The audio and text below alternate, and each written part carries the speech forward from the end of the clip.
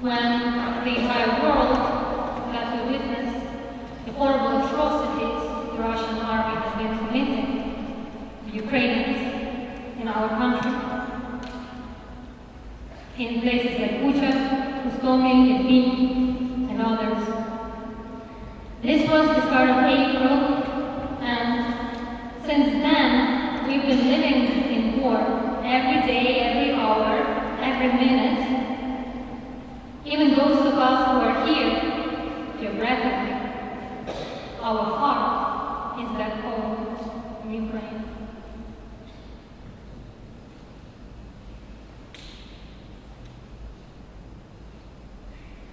And then, after the Bucha massacre news, I spoke with Sofia Kolubo. Sofia is a violinist who you will meet here today. And we talked, and like for so many Ukrainians, it was close to impossible to find words to express the extent of tragedy that Russian soldiers, Russian aggression brought to us, Ukrainians, as well as the rest of the civilized democratic world. We felt a sense of urgency to create this concert, to let the music help us, maybe let it heal us even, to raise funds for those in need in Ukraine right now, to commemorate those who lost, civilians and heroes who gave life for freedom, democracy, and life. And also to let those of you who are new to Ukrainian music fall in love with us and open our hearts. Before we begin, I would like to introduce to you Dr. Alina Zubkovic, who is a researcher of contemporary Ukrainian culture and a director of Northern Ukraine Forum, to tell a few words on the importance of getting engaged to help people and helping to stop the war. Alina?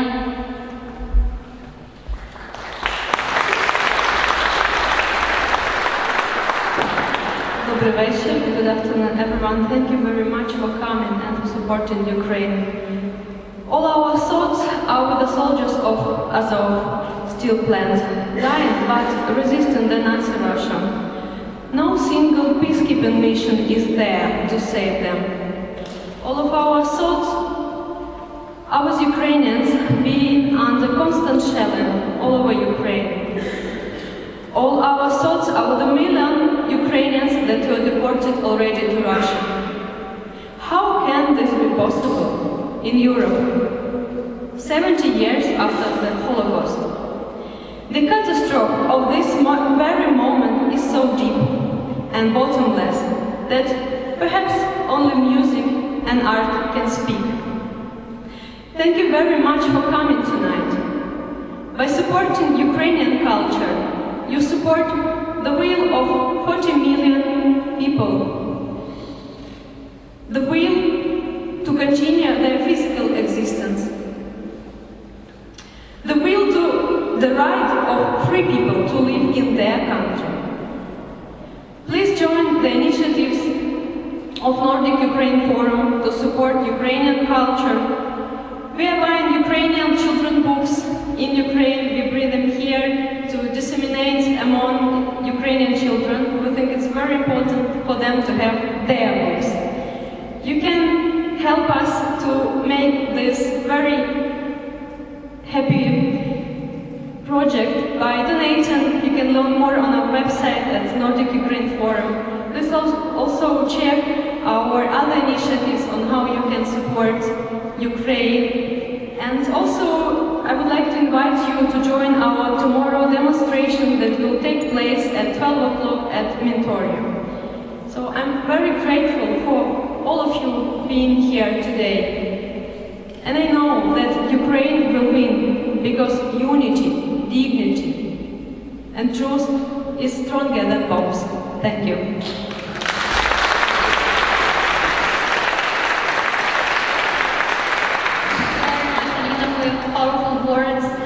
amazing work that you do.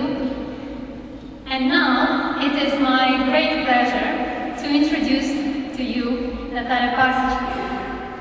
She is a world-renowned pianist and the director of Ukrainian Institute in Sweden, has received numerous awards and Stockholm City's cultural brand for her contribution to this town.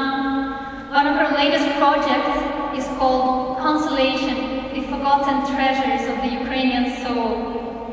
And it's simply beautiful. No wonder it has received high acclaim from international critics. I can go on and on about her, but I will stop here. Ladies and gentlemen, Natalia Pasic.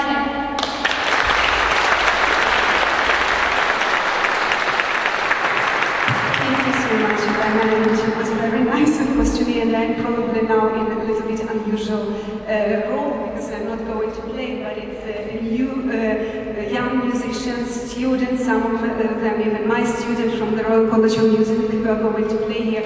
But I would like to say something, some words, and I will be guiding you through this music a little bit because as Olena told, some of you are going to hear it first time. I think actually that all of you probably will hear it for the first time because it was really mission impossible to get Ukrainian music highlights before.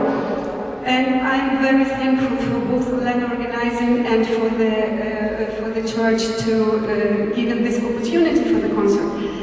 And you may ask probably why we never have heard that names of these composers. Who is Lepushinsky? His music is worse than Tchaikovsky, for example. What is the reason for that? So I just wanted to tell you very short, a little bit historical background, because without this it's very difficult to understand in general everything. And it's also very often which I get a question, why Russia is so obsessed with Ukraine? And it's also, you have to go a little bit further in history. Actually, the best I would take you 1,000 years ago history, because really conflict starts there. But of course we're not going to go as far, but just a little bit, because this war did not start 24th of February, this war did not start 2014. This actually struggle has started for 350 years ago, when the agreement was signed between two states. One is the state with the more than 1,000 years old, with the European roots, with democratic roots and democratic votes, and the first constitution, Cossack state, and another which is the Moscow Principality, which just started to blossom during the invasion of Mongol Tatars, and it took from it this state system with very strong vertical of power, with very strong one leader, and with a slavery system, and which treated all agreements as a capitulation already there. So during this time, all these 350 years, the history of Ukraine was a constant fight to be free. And this is what you see now. It's actually the culmination of this. And culture was always very strong part of this fight. Because as you probably remember, there was a historical speech of Putin before his invasion of Ukraine, where he told that there is not such a nation as Ukraine, and Ukrainians are Russians, and now we will once and forever with this war convince them, because they refuse to understand that. This is not something new which Putin invented. This is something which Russia always looked at Ukraine during Tsar's time, during Soviet time, and during Putin's time. Because if you don't have culture, you don't have a language, you don't have a nation. So why do I say that this cultural heritage being stolen from us? It's another aspect that when you were born in Ukraine and you wanted to be famous painter or musician or poet, you wanted also your children to be famous. So So you basically had one choice. You had to become Russian musician or composer or rapper. And most of you know them as a great Russian culture. I can give you some examples. Malevich, Repin, Chekhov, even Tchaikovsky has Ukrainian roots, Prokofiev, Stravinsky. And when we are talking about my field, the pianist, the great Russian piano school, Neuhaus, which is the father of this great piano school, are born in Kropivnitsky, got his education in Kropivnitsky and then in Poland. So Richter, Yilets, Gorovitz, Oyster, we can go on and on. But then you had those who stayed, and they tried to, probably they thought a little bit broader than just their own career. They tried to develop the national school. And of course, the only thing that they could count on, in best case, if they are not shot or sent to Siberia, they're just being ignored. And of course, that's why we don't know them here, because no one, most of them were very, very oppressed. And in this program, which these young musicians chose by themselves in a very nice way, I think, they start and finish with Boris Letushinsky, which is, he's not the father of Ukrainian national school like Sibelius for Finland, for example, because in Ukraine it's Mykola Lysenko, and I will talk about him a little bit later on. But Boris Letushinsky, in my opinion, is the most profound figure that actually, if the history would be different, his symphony would be played in every concert houses exactly as often as Mahler and Wagner. This is a very, very big figure, and his music was also very much influenced by Wagner and by Mahler as well, but it always had this very, very typical Ukrainian melodies.